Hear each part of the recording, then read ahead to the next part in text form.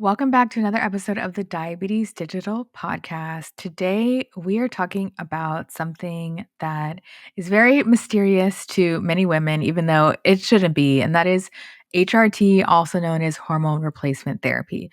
So, we're going to dive into HRT as it relates to perimenopause, insulin resistance, why it is something that can be very beneficial for many women in midlife, how to know if you might need HRT, what it actually is, because I feel like there's so many people who've heard that term, but they're like, is it a pill? Is it a patch? Is it a cream? Like, what's going on? So, we'll talk about a common regimen and also what labs you might need to test to see if you are going through some kind of hormonal issue and might be a good candidate for HRT. And we are going to be talking with Dr. Sophia Lubin, who is a board-certified practicing OB-GYN for over 15 years in the New York City area. Being a women's health and well-being enthusiast, she spreads her knowledge and care through the Dr. Sophia OB-GYN podcast, where she helps women learn about their bodies around a range of health topics from pregnancy, menopause, periods, sexual health, fertility, and more. She also addresses women's health beyond the medical field by diving into their lived experience, as well as helping women to embrace themselves. And just through talking with her, Jess and I were literally like, we want her to be our OB-GYN. Like, she's incredible, very compassionate. You can tell that she listens to her patients. So it was really a treat to have her share her knowledge with us when it comes to perimenopause, HRT, and all the things. So with that being said, we are going to get into it. Welcome to the Diabetes Digital Podcast. I'm Wendy. And I'm Jess, and we're best friends, registered dietitians, and diabetes educators. Through our telehealth platform, diabetesdigital.co, we offer accessible and personalized virtual nutrition counseling for people with diabetes and prediabetes. Visit diabetesdigital.co, that's C-O, to book your first appointment. We accept insurance and offer affordable self-pay options. Now, let's get into today's episode. Welcome to the podcast, Dr. Sophia. Hi, ladies. Thank you so much for having me. We are so excited to have you. And the reason is because you're an OB-GYN and you deal with women's health and so many different issues, and you'll talk about that. But one of the things that happens with our patients is they come in and they've never had any issues with blood glucose. And all of a sudden, they're doing the same things and they might have pre-diabetes, or maybe even they kind of tip over into diabetes and they're like, what is going on? Maybe they even make a lot of diet and lifestyle changes and their labs still stay the same. And so we wanted to talk a little bit about perimenopause and hormone replacement therapy with you and just kind of pick your brain and get an idea of when you might start HRT with people and that connection between blood sugar and hormone. So first, just want to hear kind of your thoughts. Is that something that you see too with your patients where they come in for blood sugar changes and it might lead to exploring more?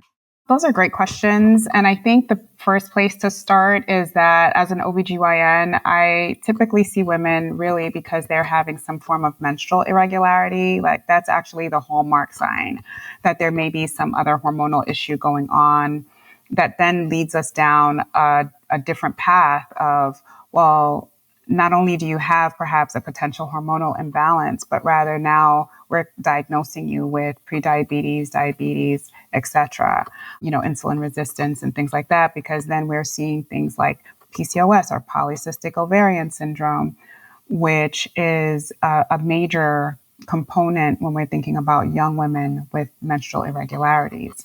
So I would say that the way it really ties in is that women come to see me for the normal thing, right? Their period, the thing that they see all the time. And there's a big change or shift that happens with their period. And then that then leads us into seeing that they are having these hormonal changes. And through that, we also see the insulin resistance and the diabetes and prediabetes. Now, when going into the doctor, because especially for women of color, it could be very intimidating to go into the doctor's office, especially when there might be some irregularities and like just advocating for yourself, thinking about what kind of support you might need. So, what are some things that people can do? Like, for example, if they're noticing some irregularities, like what are some screening related questions that they can ask, especially as it relates to insulin resistance, hormonal health? For example, if they have a family history of prediabetes and diabetes, like what would screening look like? And also like what would advocating for the right support look like in a medical setting? I think when it comes to advocating for themselves, I think it's a matter of understanding themselves first, right? To see that they are having either fluctuations or changes, whether those changes include changes in their body weight, like they're doing all the things, they're working out, they're eating well, and then they notice that they're still gaining weight, for example, or that they again have menstrual changes. And oftentimes patients will walk in the door and say, "Hey, I missed my period." And then that can be dismissed because if you've only missed one period, then, it's like, oh, are you just a little bit stressed? Have you had a life change? Did you move? Did you move latitudes? You know what I mean? And so that can be what patients are met with. I think the most important part is for them to say, well, actually, I've been doing all of these things to really keep myself healthy, and yet I'm having these changes.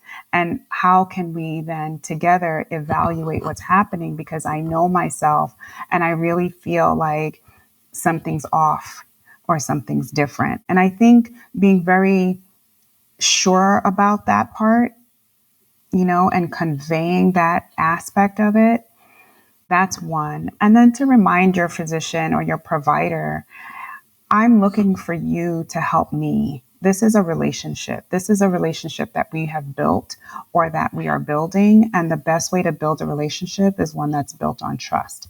So, how am I going to trust you with my health if you're not listening to me? Or what can we do to roll things back so that you hear exactly what I'm saying? And I Yeah. think if we have that kind of approach with our providers, then we'll have a better way of kind of communicating the information so that they too can have like a little click in their brain that says, oh, wait a minute. Okay, let me take a step back. Let me see what I can be doing for this patient in front of me. So that way she feels like her needs are being met. And number two, that have I actually done all the things that can actually help this patient? Yes, I love that you say that, just kind of trusting yourself. We had a whole episode about this. And the reason I'm so passionate about this topic of hormone replacement therapy and perimenopause is because I was diagnosed with primary ovarian insufficiency in my 30s, which essentially is your ovaries aren't working as well. And maybe you could clear up the definition, Dr. Sophia, but like from my understanding, is your ovaries are not working as well. And so you kind of have the same symptoms as like menopause, early menopause. And so for me, I had to take hormone replacement therapy, which I was terrified of. So I want to get into that. But like you kind of mentioned having to advocate because what happened for me was I had to go to 8 doctors. Like they were just like, "Oh, you're fine." And I was like, "I'm literally not okay." And so I'm curious for especially for like women of color, right? Do you find that from your experience, like we get more dismissed or are there things that are overlooked in us? Because I've heard this story from many people where they've had these issues, especially related to hormones, perimenopause, they were dismissed and then they had to keep advocating. And I'm sure a lot of people just give up and live with like terrible symptoms. I love that you asked this question. I mean, I feel very blessed that I get a chance to do work that I love and I'm very committed to. But certainly from a lot of my patients, the first thing that I hear is that you're the first person who listened to me. You're the first person who's actually taking on what I'm saying and willing to like do a deep dive. Let's do some labs. Let's do some blood work and radiologic testing and things like that. And it's very, very disheartening. And you're absolutely right, especially in this particular area where women will see more than 5 doctors before they get to the one who's able to say, hey, I think I can connect all these dots with this thing that may be happening with you. And it's very similar for when it comes to premature ovarian insufficiency. And I just want to give a definition here because it is very similar to a woman who is going through menopause, but it's not premature menopause. And so many times we use them interchangeably and we really shouldn't. Menopause can happen as early as age 40. So as early as age 40, your ovaries can stop functioning and no one will bat an eye. Okay. And that's okay because that is considered part of a natural process, right? So it's not fun. It's definitely not fun to be a 40-year-old who goes through menopause. However, if you do, you are not going through something that is considered unnatural or a disease process. Okay. It does require management, etc.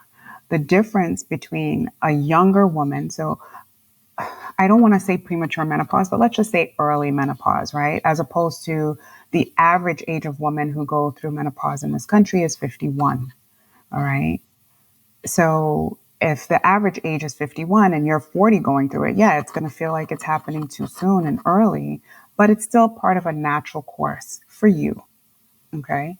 But when we're talking about a woman who goes through premature ovarian insufficiency, those women are typically in their 30s, sometimes even in their 20s. And you're absolutely right when you say that what's happening is that your ovaries are on their decline.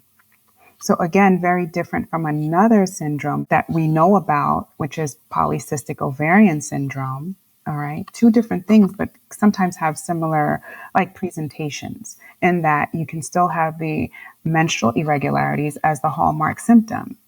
The difference is that in premature ovarian insufficiency, your ovaries are doing a wind down. All right. And they can have sporadic bursts where they function and your ovaries go back to like having a normal menstrual cycle. Or you can even be having a regular menstrual cycle and still have primary ovarian insufficiency in that your hormone levels are still low in terms of your estrogen, or something called follicular stimulating hormone, your FSH, is still high. Very different from polycystic ovarian syndrome, where your estrogen levels are typically normal or high, and your FSH levels, or follicle stimulating hormone levels, are low. But the presentation can feel the same. Now, some of the things that distinguish them is that like symptoms of PCOS are going to be more like acne, maybe androgen stuff like hair, excess hair and things like that. But both of them can have weight gain. Both of them can have mood changes. Both of them can have irregular periods. With POI, or primary ovarian insufficiency, it is going to look a little bit more similar though to menopause, because that's eventually what happens to you. You are going to eventually be a young woman.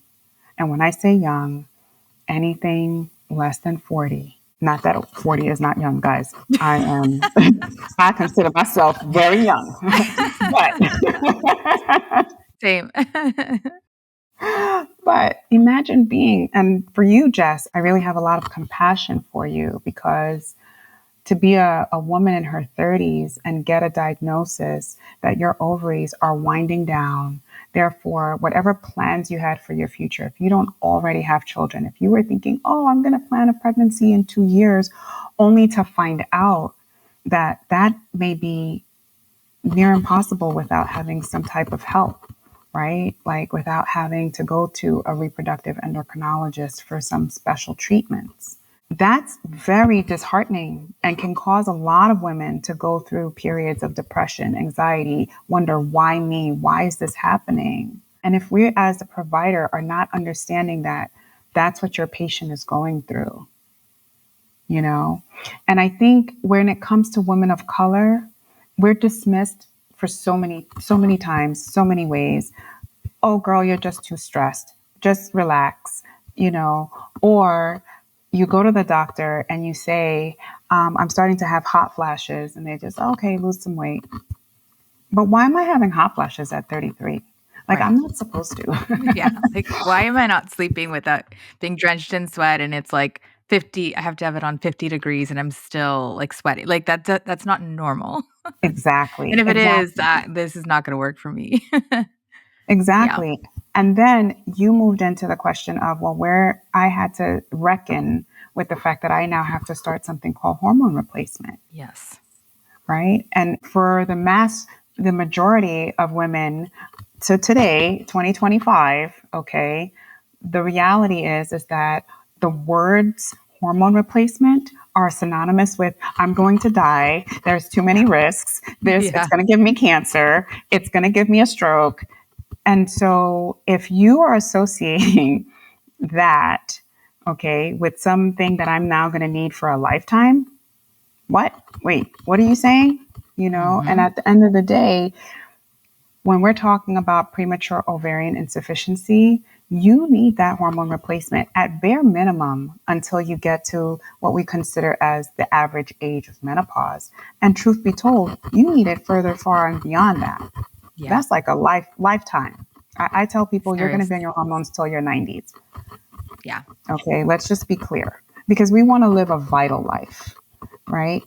And the thing to truly understand with this is the role of hormones, why we need those hormones. Estrogen has 400 functions in your body. 400, not one, not two, not three, 400 functions in your body. Those include your breast, your bones, your brain, your heart, your sex life. How are you going to be 34 with a dry vagina? Like, it's Yeah. just not okay, right? And then we go down your insulin sensitivity. Estrogen plays a major role in insulin sensitivity. So if your estrogen levels go down, what goes up? It's just that simple. And if we're not putting it together, and if we're not explaining it to women, which is where I think the biggest deficiency is in our healthcare system, and where, especially for Black women, when they come with questions and people look at them like they're stupid, Mhm. you know what I mean? Is where our biggest healthcare gap is. Just educate. I just want to understand. I just want to know because the more education and information I give you, the more of a, you know, informed decision I can make. Yeah. Yeah, that's why I think this episode is so important because there aren't really many conversations about midlife, perimenopause, menopause. And I think that especially within Black and Brown communities, I see this a lot in immigrant communities. There's a lot of stigma with taking anything, whether it's Yeah. medication. Exactly. Yeah. HRT, I feel like is probably like someone would look at you like you have three heads who doesn't understand like what it is because it's like maybe there's something that I did wrong or maybe this is going to cause cancer. Like these are, the many things that I hear from people like my mom and my aunts. Or it's not Um, natural. Yeah. yeah, they're like, it's not natural. There's something external. Like there has to be another way. Or I'm going to juice myself into wellness. So can you talk a little bit more about what HRT does? Like what is the role that it plays for a condition like perimenopause?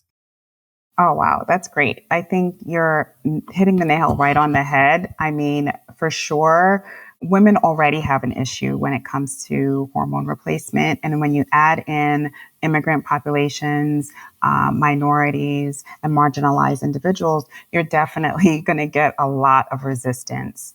And the thing to really understand here when it comes to hormone replacement is the fact that we're talking about replacing or balancing hormones that your body was already producing. We're just talking about bringing you back to where you were when you were what we consider as optimal and understanding that the loss of those hormones, what are some of the additional risks in terms of your life expectancy, in terms of your brain function, in terms of your bone health, and why it's so important. And though hormone replacement is not the only answer, certainly for a woman who goes through something like premature ovarian insufficiency or a woman who is going through perimenopause, it should be a part of the conversation because For a woman, for sure, with premature ovarian insufficiency, she needs those hormones. This is like someone who has high blood pressure who needs a blood pressure medication if they're really not managed with lifestyle. With premature ovarian insufficiency, you need hormones because that's what your body was supposed to be doing at 33. We have to give it back to you in order to protect your heart, in order to protect your brain, and in order to protect your bones. When we talk about perimenopause, so perimenopause, different again from POI, all right? This is your body, when you're going through menopause, you experience symptoms of menopause up to 10 years before you actually go through menopause. Let's define menopause. Menopause is a full 12 months without your period. A full 12 months consecutively without your period.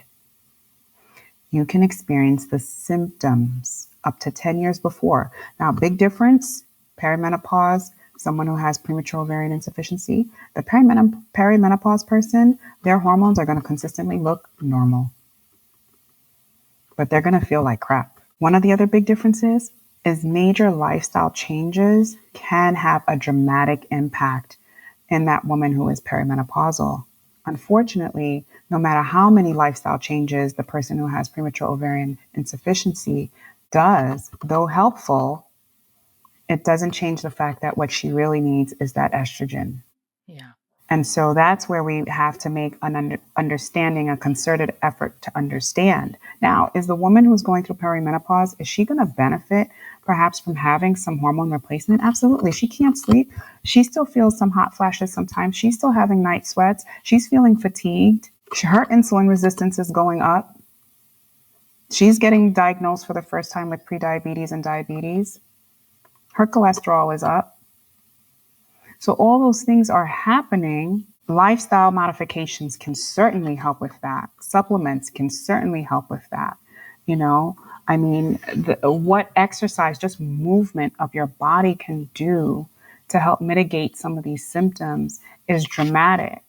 But in Black and brown communities, you can't just go out and be like, oh yeah, go ahead, go do some exercise or just lower your stress. You have to be very intentional. The conversation has to be really a well thought out conversation, because how do you tell a woman who is an immigrant and living the immigrant dream, right? What does that mean? They come here and they work 80 hours a week in order to feed their family, right? How do you tell that person, I need you to go out and get some really good foods that you can't afford, right? I need you to go out and get whole foods every single day. It can't be anything from a can, right? And I need you to do these HIIT exercises as well as yoga, as well as meditation, and still take care of your 4 kids. Like, who is doing that? Right. Don't even get me started on HIIT. I Right? feel like it's it's just so risky. I feel like you end up injuring yourself and then you can't even move like in the long. I'm like, well, HIIT needs to not be a thing. It's the conversation and it's how you Yeah. do it. And Yeah. so it's not because there's no role for it. It's just, how do we do it? Right. So for example, a woman who is a pre-diabetic and she's, 38 years old, all right, and it's either suffering from perimenopause or PCOS. Okay. And now I tell her, I'm going to say, you know what, sis, this is what I need you to do. I need you, after every meal, I need you to do like 20 squats. That's what I need you to do. Because you can do 20 squats in place.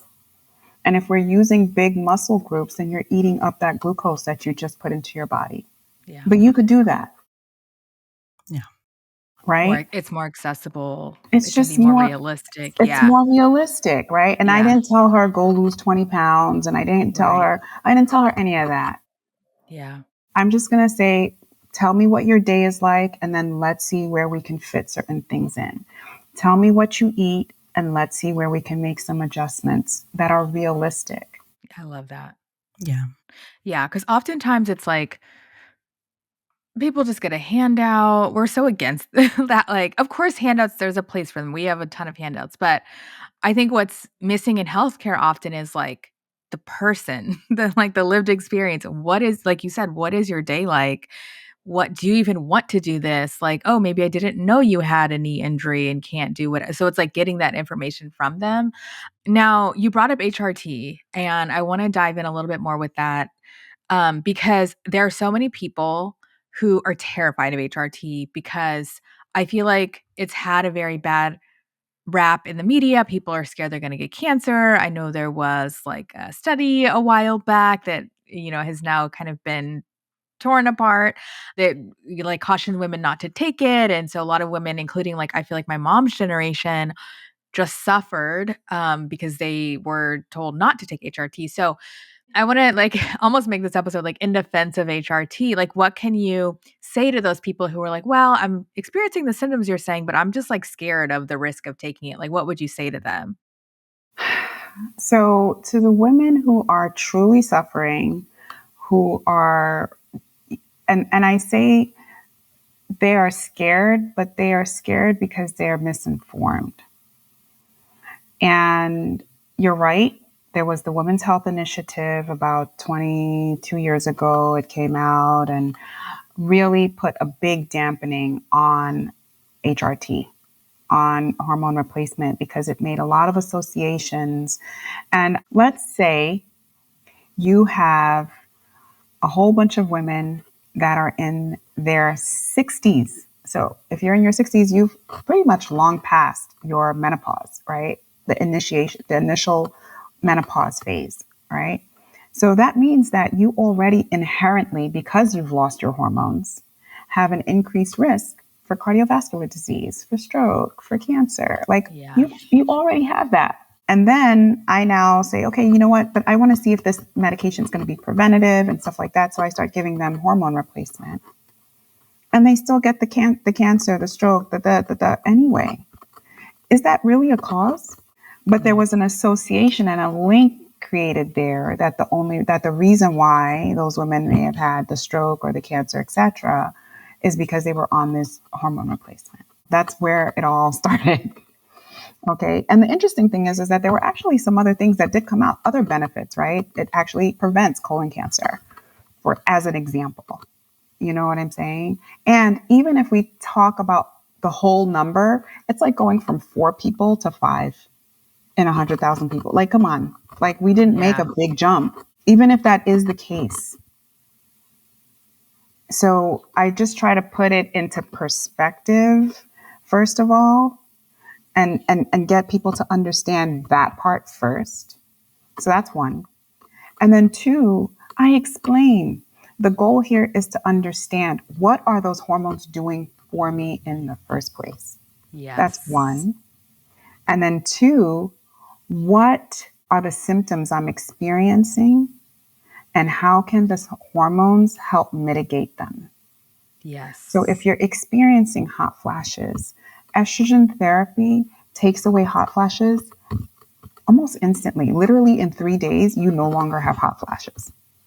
Yeah, it's like a miracle. It's like a miracle drug. I mean, the amount of women that I have walk into my office after I start them on hormone replacement, they're like, you saved my life. Yes.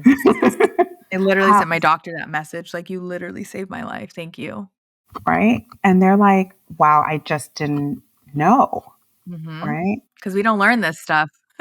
We don't learn this stuff. And so lastly, what I would say to the woman who is really nervous and scared, I say, is there anything wrong with trying it? What if we try it for 3 months? If it's for you, it's for you. And if it's not, we can stop. Okay, I think you answered the question of like, why do it if it works for you, like if it makes sense in your situation, right?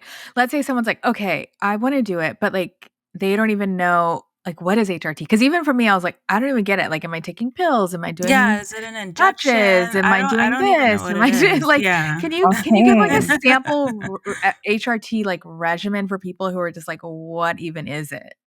So I love this question because HRT comes in so many different forms. It could be a pill. It could be a patch. It could be a ring. It could be a pellet.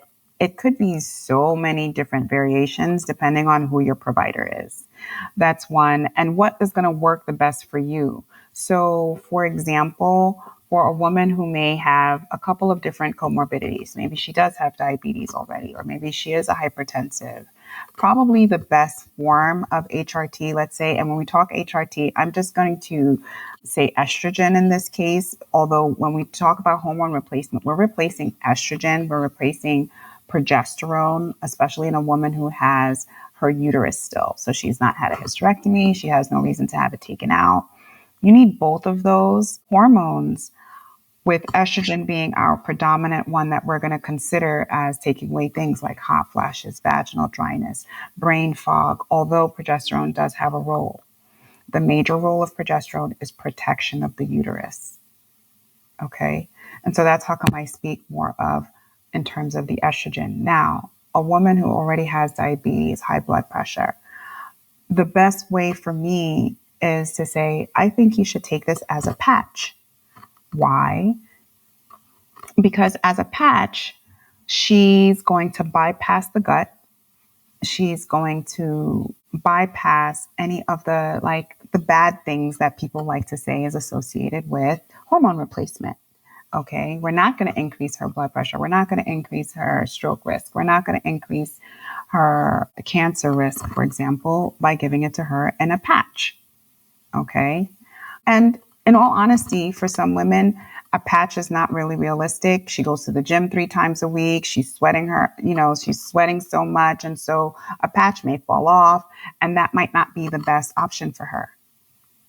All right. It's a conversation. It's a conversation. For other women, I take my estrogen pill with my vitamins. Mm-hmm. And for women who are having, let's say, just vaginal symptoms specifically, there might be a vaginal formulation that's going to be better for them. Mm-hmm. Okay, whether that's a pill that they put vaginally, a cream that they put vaginally, you know. So there's so many different varieties in terms of how we do hormone replacement. But for the purposes of this conversation, we're really talking about estrogen and progesterone predominantly. And what are some of the labs or screenings that someone would want to get done for navigating hormone changes? Because I'm thinking about Jess and having to go through 8 doctors. Jess, what test was it that they were not doing that your doctor finally did? Or how was it confirmed?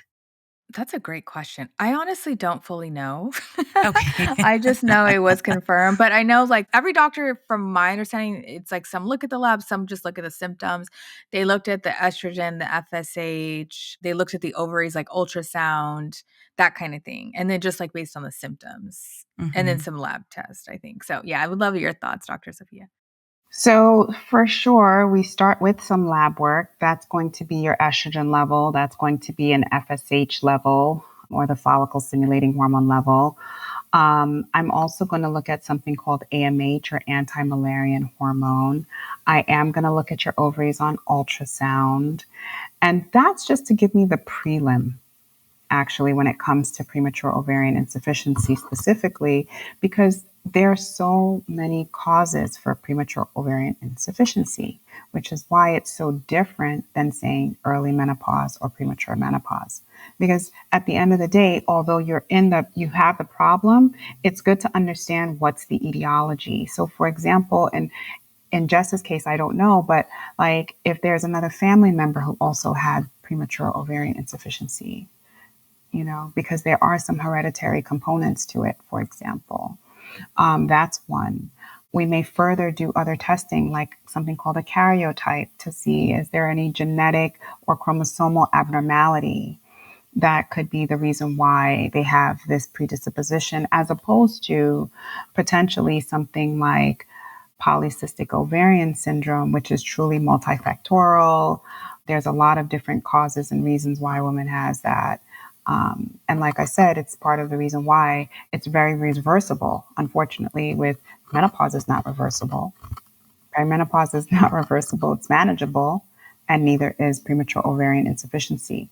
But PCOS, for example, can be reversible in many ways with with lifestyle changes and treatment and things like that. Okay, that's helpful. And I also recommend people work with a doctor who knows what they're doing for this, because we do have so many patients and they're like, oh, like just tell me what labs. And it's like we're not trained to interpret the labs. So it's important to like find a doctor. And many of our patients will say, oh, well, my OB-GYN, like they're not really looking for these things. They don't know. Then like find someone who does know and who knows how to interpret the labs, what labs to get. That's super helpful. Those are actually all the tests that I did get. And then they believe for me it's autoimmune Yes. because I have a lot of autoimmune stuff going on. So they're that's what they think. But this was an amazing conversation, truly. And I feel like I even learned a lot as someone who's going through this. I'm definitely going to share this with our patients. And kind of your final thoughts, like what's one empowering message you want our listeners to take away about their hormonal health? In terms of their hormone health, I think the most important thing for any woman, and especially women of color, is to, basically my own tagline, embrace your body, embrace yourself. You have to truly, truly understand yourself so that you are armed with your own information about who you are when you go to have that conversation with your healthcare provider, right? You can say, I know something's wrong because my periods are like clockwork. And for the last 3 months, they've been off by a week, right? So many people will look at you and say, oh, your period's off by a week, but it's still coming. You're not pregnant. You're fine. No, here's the empowering message. I know my body. I know myself. I know what's happening with me and something is different. Let's go on this journey together. Yeah, I love that.